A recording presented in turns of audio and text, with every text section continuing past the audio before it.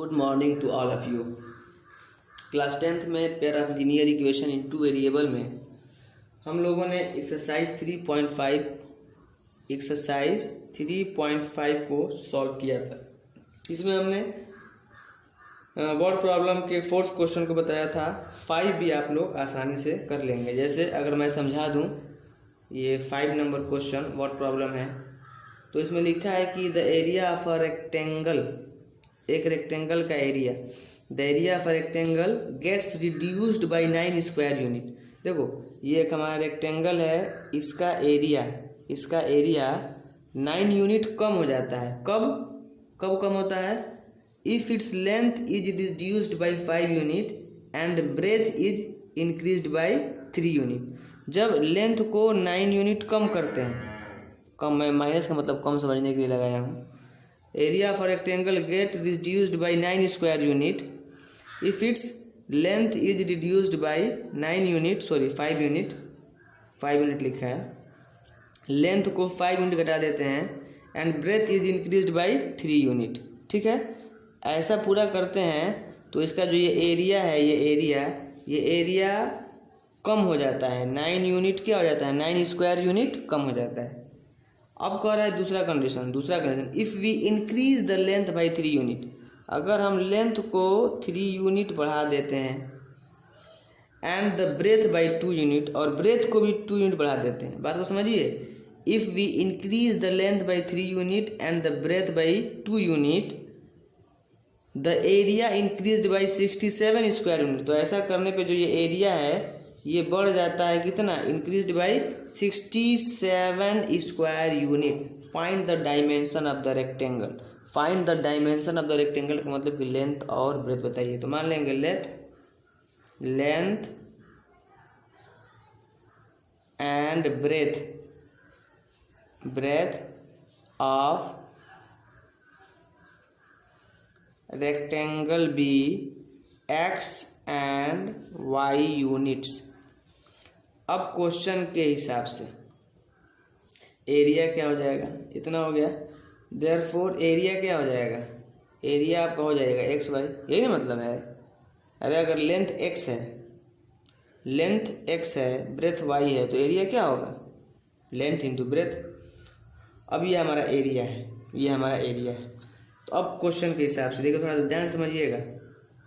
पहला कंडीशन, जब हम लेंथ को 5 यूनिट कम करते हैं, मतलब x माइनस 5 कर देते हैं, और ब्रेथ को 3 यूनिट बढ़ाते हैं, ब्रेथ मतलब y को 3 यूनिट बढ़ाते हैं, तो ये जो हमारा एरिया है, ये पुराने वाला एरिया मतलब xy,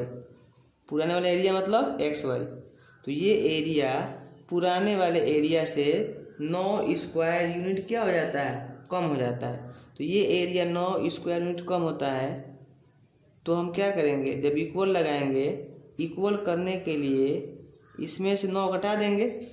ये तो आप जानते हैं, एक्स वाई माइनस 9 कर देंगे। ये 9 होता है, तो 9 इसमें से घटाएंगे तब ना दोनों बराबर होगा। या क्या करेंगे? ये आप जानते हैं कि इसमें 9 जोड़ देंगे। तो सबसे बड़ी बात है सवाल को समझना, किसी भी एंगल से सवाल को समझ लेना। क्वेश्चन में सीधा लिखा था कि एरिया 9 स्क्वायर यूनिट कम हो जाता है जब लेंथ को हम घटा देते हैं 5 यूनिट और ब्रेथ को बढ़ा देते हैं 3 यूनिट। तो ये पुराना एरिया है एक्स वाई। अब ये जब हम किए तो ये वाला एरिया 9 स्क्वायर यूनिट कम होता है, तो एक ये एरिया जो 9 स्क्वायर यूनिट कम है, और एक ये पुराना वाला एरिया जब लेंथ ब्रेथ एक्स वाई था, तो ये 9 यूनिट कम है। तो बराबर करने के लिए करेंगे ना कि इसमें 9 जोड़ेंगे तब ना बराबर होगा। तो वही तो बात है कि इसमें 9 जोड़ो ऐसे, या जैसे मैंने किया था वैसे। कैसे किया था मैंने? वही बात है। चलो इसी को समझ लो आप। जब 9 जोड़ेंगे तब एक्स वाई के बराबर होगा। अब यहाँ से इसको सॉल्व करेंगे। इसको क्या करेंगे? हम सॉल्व करेंगे। एरिया के लिए लेंथ और इंटू ब्रेथ किए हैं, ये इंटू है, तो सॉल्व करो। थोड़ा सा इक्वेशन बना लो ये पहला कंडीशन का। तो ये मल्टीप्लाई करोगे तो एक्स वाई है ना, इससे इसमें मल्टीप्लाई करोगे एक्स वाई, इससे इसमें करोगे प्लस 3x है ना, इससे इसमें करोगे प्लस 3x, इससे इसमें करोगे -5y, और इससे इसमें करोगे -15, और ये +9 equal to XY। X y से एक्स वाई कैंसिल, तो ये हो जाएगा देखो 3x minus 5y minus 15 plus 9 क्या होगा बताओ, -6 होगा, इक्वल टू 0। एक इक्वेशन बन गया ना। या फिर इसको ऐसे भी कर सकते हो, ये 3x minus 5y equal to 6, ये हमारा एक इक्वेशन 1 बन गया, लीनियर इक्वेशन इन 2 वेरिएबल। ये पहले कंडीशन से इक्वेशन बन गया, यहाँ तक आप नोट कीजिए, ठीक है। अब आगे देखिए, मैं ऊपर इरेज करता हूँ थोड़ा सा, ये वाला मैं इरेज करूँगा पोर्शन, ठीक है। इरेज करूँ, देखो अब आगे। अब दूसरा कंडीशन क्या कह रहा था नाउ, दूसरा कंडीशन ये कह रहा था कि जब लेंथ को 3 यूनिट बढ़ा देते हैं तो लेंथ हमारा x+3 कर देते हैं, और जब y को भी, ब्रेथ को भी 2 यूनिट बढ़ा देते हैं, y+2 कर देते हैं। तो अब ये लेंथ ये हो गया, अब लेंथ ये हो गया, ब्रेथ ये हो गया, मल्टीप्लाई करेंगे तो एरिया ये होगा, और पुराना वाला एरिया क्या है, xy। तो इसमें लिखा है सवाल में कि अगर लेंथ को 3 यूनिट बढ़ाते हैं, ब्रेथ को 2 यूनिट बढ़ाते हैं, तो एरिया जो पहले xy है 67 स्क्वायर यूनिट बढ़ जाता है। तो अब ये एरिया 67 स्क्वायर यूनिट बढ़ता है, तो इसमें 67 ऐड करेंगे तब ना हमारा ये दोनों इक्वल होगा। बोलो होगा कि नहीं होगा। अब इसके बाद या फिर मल्टीप्लाई कर दीजिए, x में y से करेंगे तो xy, इसमें मल्टीप्लाई करोगे xy प्लस इसमें 2x plus 3y plus 6 equal to xy plus 67। ये कट जाएगा xy से xy, ये क्या बचेगा देखो 2x plus 3y equal to 67 minus 6। इसको ट्रांसफ़र करोगे तो ये हो जाएगा 2x plus 3y equal to 67 में से 6 गया 61। अब आप इक्वेशन नंबर 1 और 2 को सॉल्व करेंगे तो लेंथ और ब्रेथ निकल जाएगा। यहाँ तक हम बता दिए। इसके बाद इनको सॉल्व करेंगे आप जिस मेथड से आपको आएगा उस मेथड से करेंगे, एलिमिनेशन मेथड या सब्स्टिट्यूशन मेथड या cross multiplication method, algebraic method में इससे जिससे मन करेगा कर लेना, ग्राफिकल मेथड से मत करना, हाँ ठीक है, किसी भी अलजेब्रिकल मेथड से कर लेना, ठीक है। तो अब हमारा ये जो एक्सरसाइज 3.5 है वो कंप्लीट हो गया। अब देखो इसको नोट कर लो।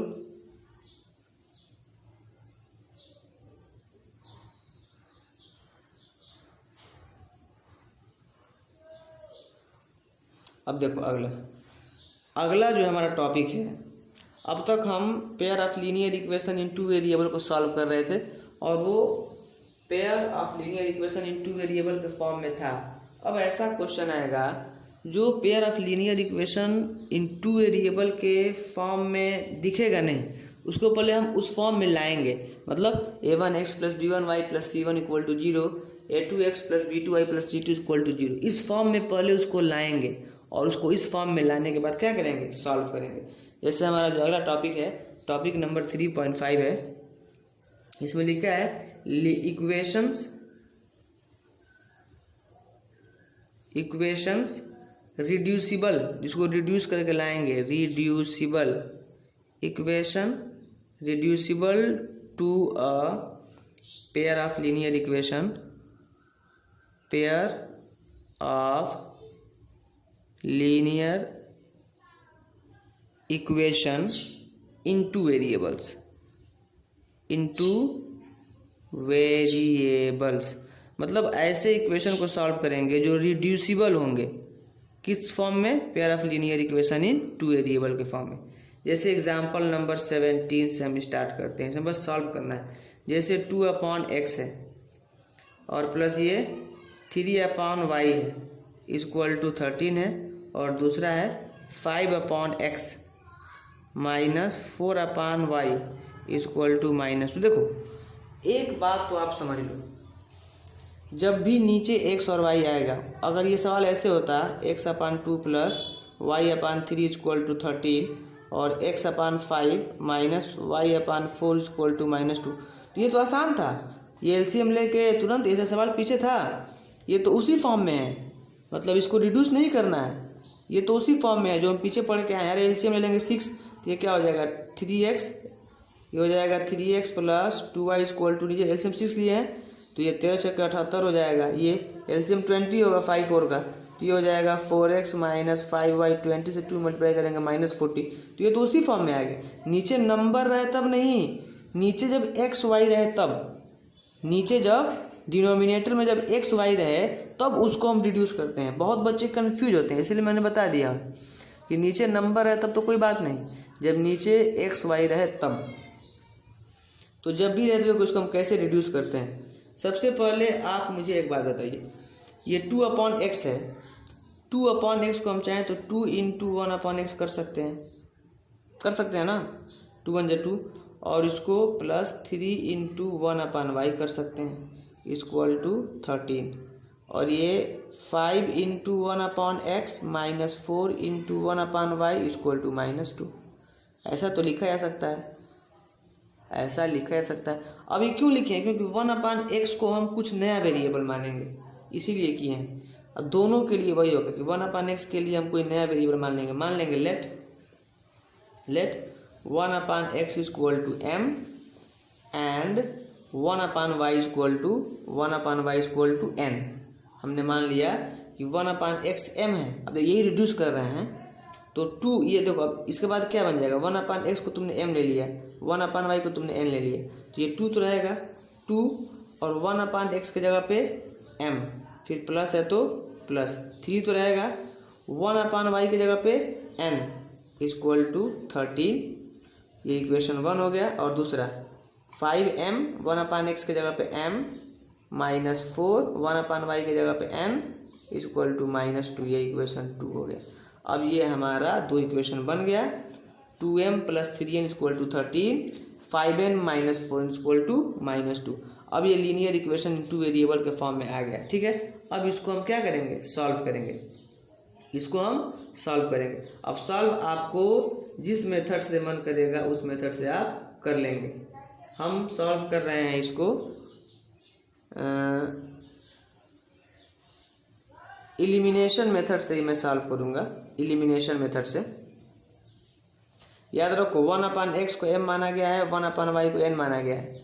ये हम चूँकि हम इरेज कर रहे हैं, लेकिन याद है कि 1/x को m माना गया है, 1/। अब देखो ये कैसे होगा, आप बताओ कैसे होगा। आप जानते हैं कि इक्वेशन नंबर 1 में 4 से मल्टीप्लाई कर देते हैं, ठीक है ना। यहाँ पे मैं लिख देता हूँ कि ये मैं करने जा रहा हूँ, ये प्लस है ये माइनस है, ऐड करेंगे। तो इक्वेशन 1 में मैं 4 से मल्टीप्लाई करके ऐड करूँगा। इक्वेशन 2 में किससे मल्टीप्लाई करके, 3 से मल्टीप्लाई करके। इसके वाले कोफिशिएंट से इसमें कर देंगे, ठीक है, और इसके वाले कोफिशिएंट से इसमें। देखो जरूरी नहीं है कि कोफिशिएंट से ही किया जाए। अगर मान लो यहाँ पे 2 होता तो केवल हम यहाँ पे 2 होता तो केवल इसी में हम 2 से मल्टीप्लाई करते, इससे नहीं करते। तो इसके वाले से 4 से कर दिए, 1 में 4 से और 2 में 3 से। तो देखो इक्वेशन क्या बन जाएगा। अब एलिमिनेशन मेथड से मैं सॉल्व कर रहा हूँ, m n निकाल रहा हूँ। तो 1 में 4 से करोगे तो ये क्या हो जाएगा, 8m होगा, 8m प्लस ये क्या हो जाएगा, 4 से करोगे तो 12n इक्वल टू 52, और इसमें इक्वेशन 2 में 3 से करोगे तो 15m minus 12n equal to -6। Add करोगे, साइन चेंज थोड़ा ना होगा, ऐड करोगे तो ऐसे ही कट जाएगा, प्लस 12n माइनस 12n, और ये क्या हो जाएगा 23m इक्वल टू ये 46 हो जाएगा। अरे 52 में से 6 गया 46, और ये m इक्वल टू क्या हो जाएगा, m इक्वल टू आपका हो जाएगा 46/23 दैट इज 2। अब ये m equal to 2 equation number 1 ये 2 में रख दो, तो putting m equal to 2 in equation 1। तो इक्वेशन 1 तो आपके सामने ही ना है, यही है। तो 2m के जगह पे 2 प्लस 3n इक्वल टू 13। अब तो इसको इरेज ही कर देते हैं, तो ये क्या बन जाएगा, ये आपका बन जाएगा 4 प्लस 3n=13, 4 + 3n=13, या यहाँ से हो जाएगा 3n=13 - 4, या n=13 में से 4 गया 9, 9/3 क्या आ जाएगा 3 आ जाएगा। n=3, m=2 आया, n=3 आया, क्या आया m=2 आया और n=3 आया, n= क्या आया 3 आया। यहाँ पे देखिए n=3 आया, लेकिन ये हमारा आंसर नहीं है। हमने तो माना है ना, हमने तो माना था ना, हमने क्या माना था 1/x = m and 1/y = n, हमने ये माना था। तो 1/x = m क्या है 2, और 1/y = n क्या आया है 3। अब ये क्रॉस मल्टीप्लाई करोगे तो ये क्या हो जाएगा 2x = 1, 2x = 1, और ये 3y = 1, या x = 1/2, x = 1/2 और y = 1/3, ये हमारा होगा। x = 1/2 और y = 1/3, ठीक है। अब इस पे एक और है एग्जाम्पल 18। एग्जाम्पल 18 भी मैं आपको बता देता हूँ, ये नोट कर लिया करो। हाँ, अब एग्जाम्पल 18 देखिए।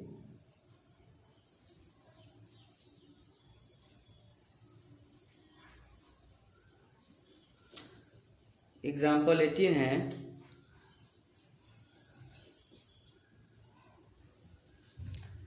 ये क्वेश्चन वही है, सॉल्व करना है। ये 5/x - 1 है प्लस 1/y - 2 = 2 है, फिर 6/x - 1 है माइनस 3/y -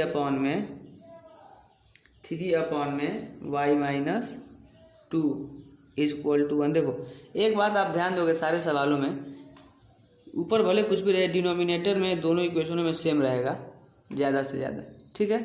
तो वही बात मान लेंगे आप। देखो 1/, में इसको पहले तो हम लिख ही सकते हैं ऐसे 5 × 1/, में x - 1 प्लस ये 1/y - 2 है ही = 2, इसको लिख सकते हैं 6 × 1/, में x - 1 माइनस 3 × 1/, में y - 2 = 1। देखो 1/, में x - 1 और 1/, में y - 2 दोनों में है, तो अब मान लेंगे लेट 1/x - 1 = कुछ भी मान लो, दूसरा मान लो। अब p मान लेता हूँ मैं, कुछ भी मान सकते हैं, वहाँ पे मैंने एक, चलो m ही मानते हैं, आप लोग परेशान नहीं होंगे। एंड 1/, में x - 1 को m मान लिया, 1/, में ये दोनों में सेम है ना, x - 1 ये डिनोमिनेटर, 1/, में y - 2 को मैंने n मान लिया, 1/, में x - 1 को m मान लिया और 1/, में y - 2 को n मान लिया। तब आप बताइए इक्वेशन क्या बन जाएगा 5 और 1/, में x - 1 की जगह पे m प्लस 1/, में y - 2 की जगह पे n = 2, ठीक है। और दूसरा हमारा बनेगा ये 6 और 1/, में x - 1 की जगह पे m और -3 इसके जगह पे n = 1, ये इक्वेशन 2 बनेगा। तो अब बहुत आसान भी दिखाई दे रहा है कि बस इसमें 3 से मल्टीप्लाई कर दो, इसमें केवल 3 से मल्टीप्लाई कर दो और ऐड कर दो, ये -3 है ना +3 हो जाएगा। तो ये करेंगे, ये करूँगा मैं कि इक्वेशन 1 में मैं 3 से मल्टीप्लाई करके इक्वेशन 2 को ऐड कर दूंगा, यहाँ पे ऐड का साइन लगा दिया।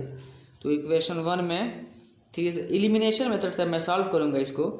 तो ये 5 इक्वेशन 1 में 3 से मल्टीप्लाई तो 15m प्लस ये 3n = 6 हो जाएगा, और ये 6m - 3n = 1 है।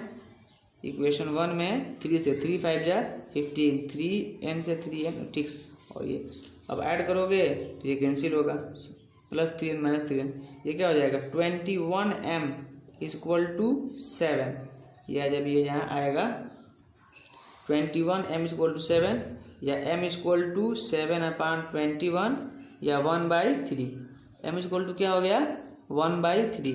अब ये m = 1/3 इक्वेशन नंबर 1 में या 2 में कहीं भी रख देंगे, तो हम इक्वेशन नंबर 1 में रख दे रहे हैं, ये ऊपर इरेज कर रहा हूँ मैं।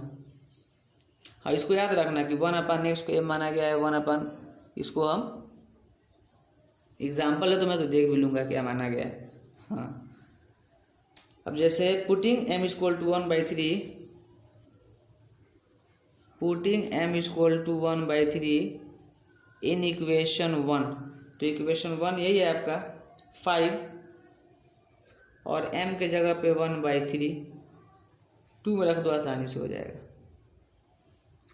2 में रखो, 2 में यहाँ पे 6 है ना, तो ये 6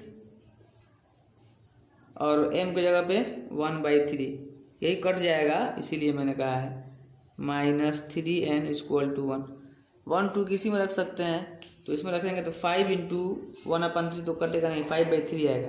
और इसमें थोड़ा सा आसानी लगा है कि 6 है, m के जगह पे 1/3 रखेंगे तो ये कट जाएगा। अब देखो यहाँ से ये 2 हो गया, ये क्या हो जाएगा 2।